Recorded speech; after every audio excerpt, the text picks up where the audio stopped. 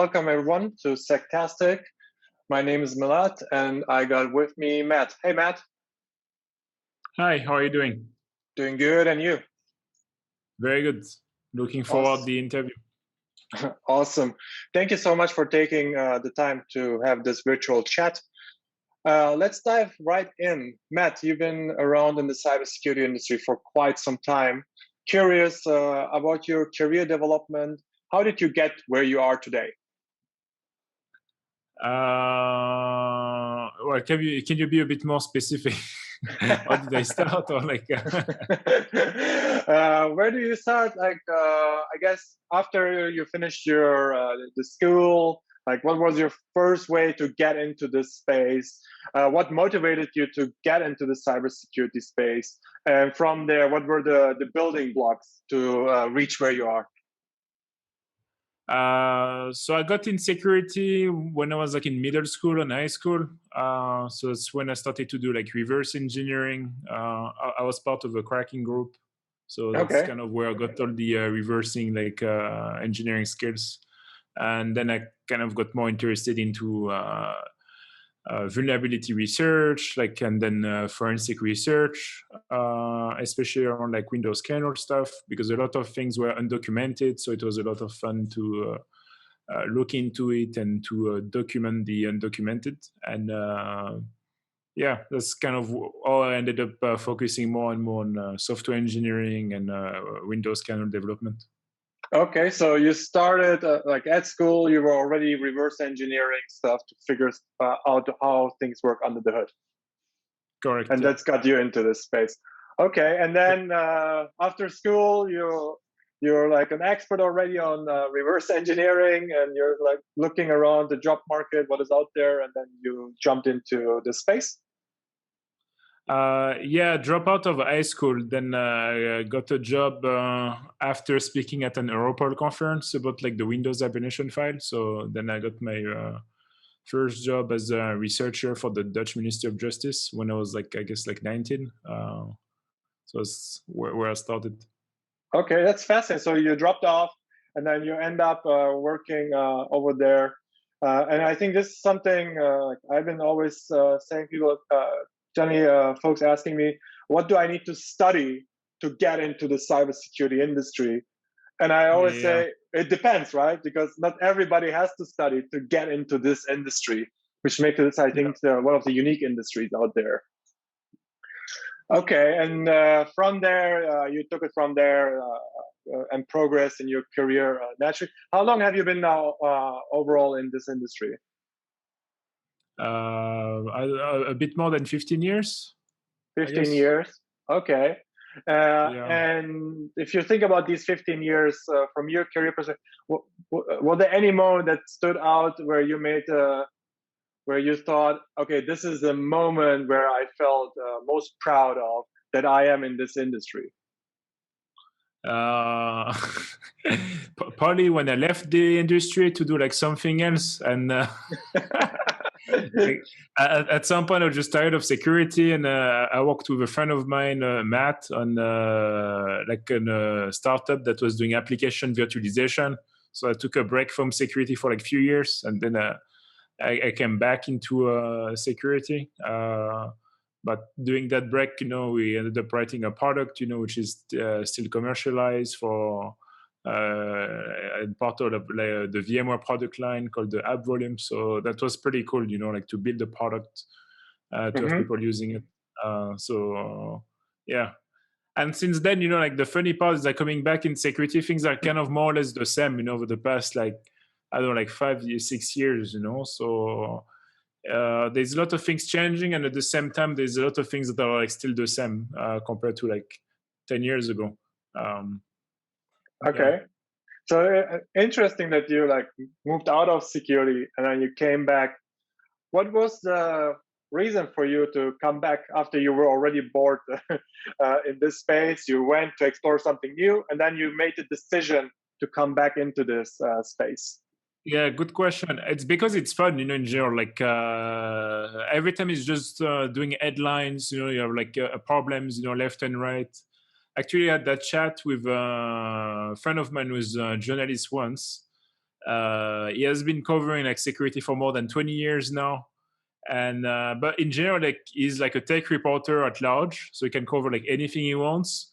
But he's always being brought back into like security because every time there's something happening, like it's Hmm. newsworthy. Okay. And if you would get the question that I experienced a few days ago, like how do you get into the cybersecurity industry? What would be your typical response when someone is asking you that? Yeah. Well, I guess it depends of the profile asking. So I do a lot of mentoring with the project, with the Upcode project, which started as a conference.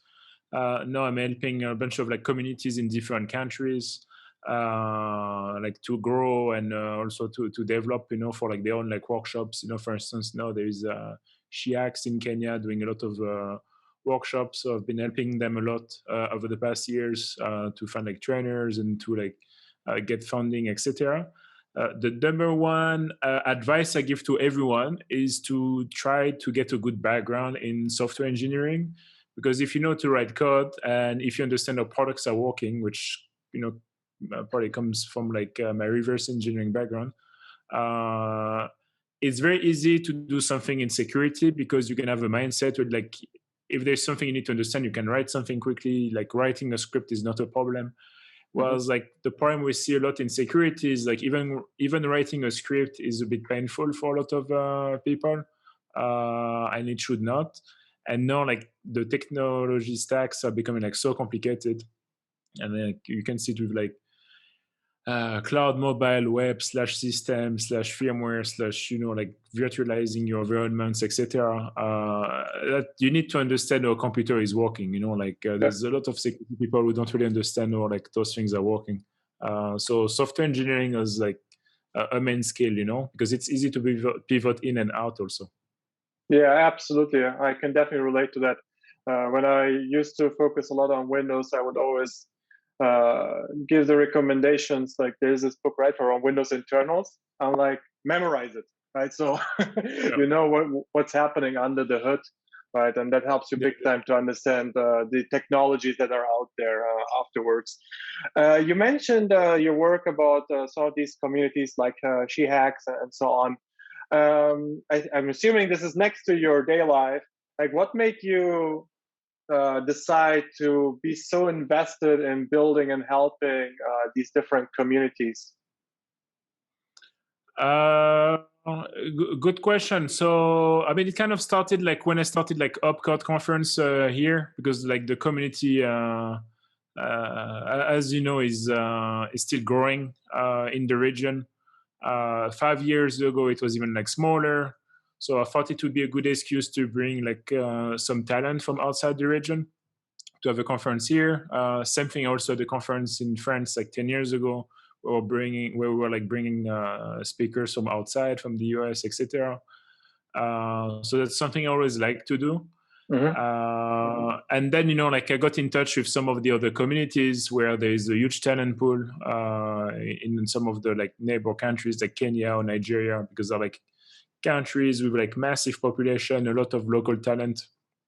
Yeah. And yeah, like one thing led to another, and like people are like extremely motivated. They really want to leverage technology and innovation to increase their quality of life, and like to kind of like break barriers about like living in a non-US, non-European country. So I think it's pretty cool, and they're all motivated. So like I'm really enjoying helping people like that. That's great. I actually had the opportunity to go to Kenya once as part of Microsoft had this or has this initiative called Microsoft for Africa, and Yeah. I went to Kenya to Nairobi to train. I think like around 30 to 40 people, and in that 1 week, I was really so surprised positively how hungry these people are for knowledge. Right? I remember like the classroom was like always on time, full, and when it was about to end, they didn't want to go. Like They just like, oh, let's Yeah, keep no, going, let's keep going. Show me how this works, and so on. So it's definitely something of interest, and there's a huge potential definitely in there. Okay. yeah, no, definitely. Which You year was mentioned this? that was in 2000, I believe, 14, if I'm not mistaken. Okay, 2014. Yeah. nice. Yeah. You mentioned some of these conferences like OPCO and so on that you created. You are also helping for content reviews at some of large conferences. If we think about public speaking in our context, definitely with COVID and the pandemic and the lockdowns, things changed dramatically. Obviously, probably if we didn't have that, we would be now sitting together and doing this interview also together. But there have been naturally a shift, right, between this conference and moving from physical to the virtual world. How do you experience that as a speaker? Has it changed the way you deliver your presentations? How do you think about capturing the feedback from the audience when they're literally not in the same room? How does it change for you? Mm. Well, it's a completely different experience, you know, like if you like start streaming, you're gonna have a live chat, etc. Then you have like larger communities being created like on Discord, around like conferences. And also it's much easier to bring speakers because otherwise if you have to organize a conference, especially if you're a small conference, you know, like it requires a significant budget just to like fly speakers, like book the hotel. Also on their side, you know, it's a time commitment because if you're speaking at a conference, you're burning like effectively like 3-4 days of your week just to like come speak for like an hour.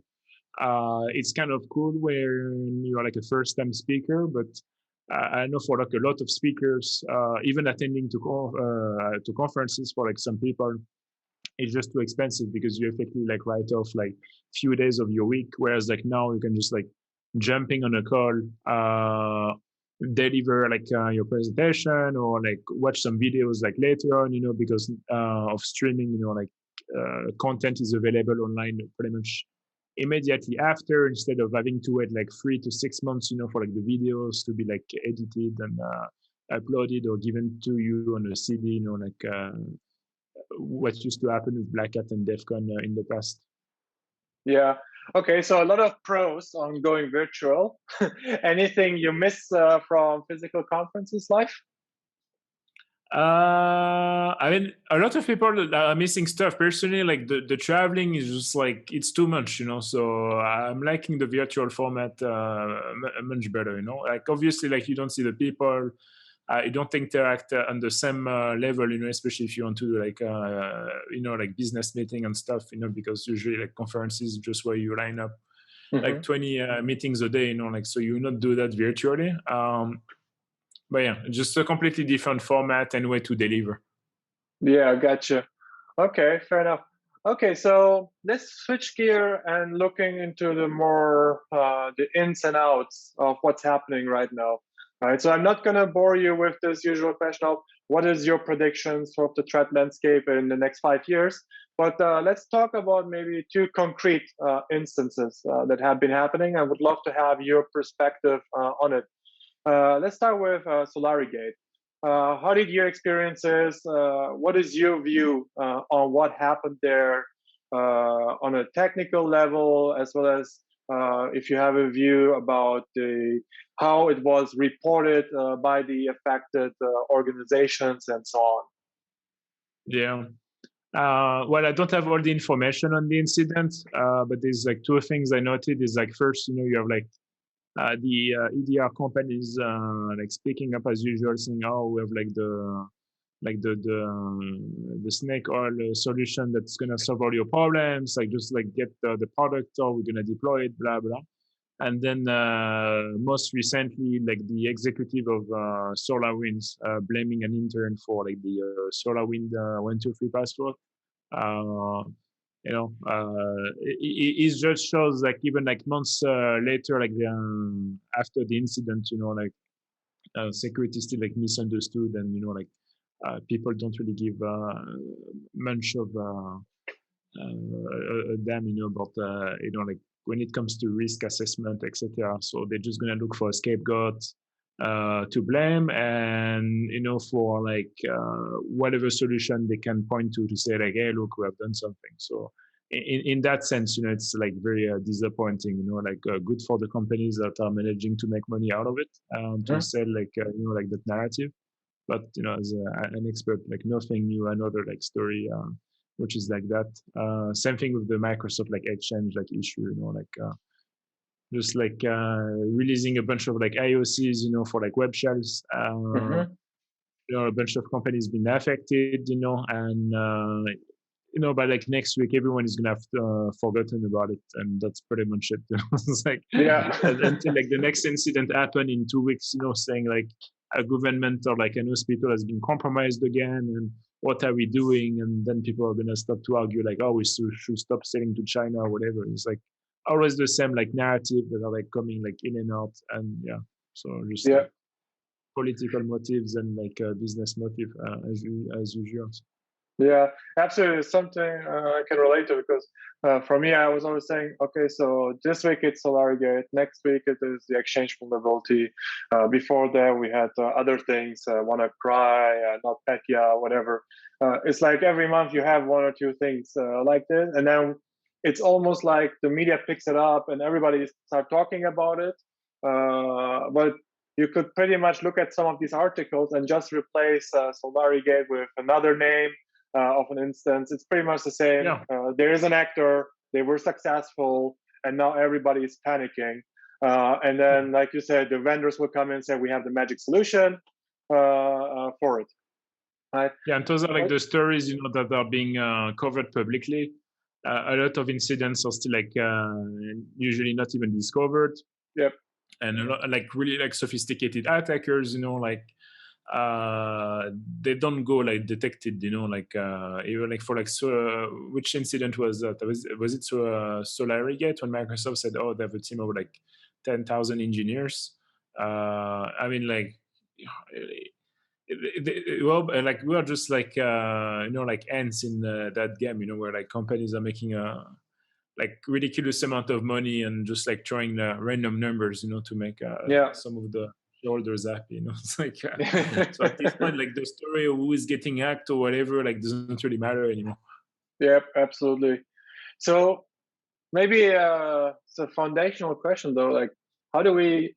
What do you think is the reason why history is keep repeating itself so rapidly? Is it just because organizations don't see the value in their security department? Is it because of budget constraint? Like, what is the underlying reason why these bigger things keep happening? And from my perspective, are keep happening faster and faster, at least in the public eye. I think it's just like the rate at which we can detect those incidents is better. Like we're just improving the detection, so we see more of those too. So I think in one aspect, we're better at detecting. So a lot of those things that would never be covered before are covered now. And secondly, there is like a bigger and bigger incentive for like attackers to just go after like targets, since everything is digital. Gotcha. Okay. Shifting into our region, looking into maybe from a Gulf angle, right? The Gulf countries. Are there any unique challenges you would see within the Gulf region when it comes to the technology, processes, or people readiness that stood out compared to, I don't know, United States, European countries, and so on? In terms of challenges, yeah, for like security people or for like companies? I think let's start with the company angle. I mean, I guess like from the company angle, like you probably have seen it more than me when you're at Microsoft, since you had like the chance to interact with definitely more customers than I did in my time here, since I have a very limited experience with customers here. But yeah, the maturity of the market and the companies is completely different. We don't have any customers in the region, so like I cannot really speak up, for like the into more details, but Yeah. I guess that would be the main difference. Yeah. Definitely interesting point you brought up there was the maturity level, right? The cybersecurity maturity level of an organization. What I've been seeing is many organizations, they still think in this I call it the checklist mentality. I have an AV, check. I have an intrusion detection system, check. I have a firewall, check. And then the assumption is if I have these 3 things or 4 or 5 things like that, I am secure, right? While I've been, because I grew up in Germany, what I've been seeing there is like more lately the adoption of this whole assume breach mentality or mindset, right? Where they acknowledge it's not just anymore the network perimeter we need to think about, right? It's much more than that. It's about the device, the person, and wherever they are, essentially. Okay. What about the people? You mentioned also, you helped growing up the regional community here. If you look into the skill sets that are out here, how did you see if you have see it change over the last 3 to 4 years since you've been involved in building up this community? Are people getting more technical? Are they more or less on the same maturity level, or do you see growth in the people and their own careers? I mean, things have definitely been changing a lot over the past 5 years. Even in terms of startups, we see like more startups than like 5 years ago. There's more VCs also investing in like some companies. So most of them are like consumer startups. There's not much around like enterprise software. But there is definitely a big change. And as we're just moving to cloud in general, like people are kind of more or less like forced to like catch up with the rest of the world. Mm-hmm. And then community-wise, there's a lot of stuff happening. There's great community leaders like Rami Shah, who has been doing a lot of work. So overall, like the ecosystem is definitely evolving and maturing over the past years, which is pretty cool. And there's also like more companies coming into the region from the US. So and I'm sure I forgot who was mentioning the number of security companies in just in Dubai. It was pretty high. I forgot the number, but I was really surprised because I didn't even know. I would not be able to name more than a few, but apparently there's a lot of them. Yeah, absolutely. There are quite a few here in the region. Okay. Matt, thank you so much for taking the time to have a chat with me. I appreciate it. Well, thank you. Have a good day.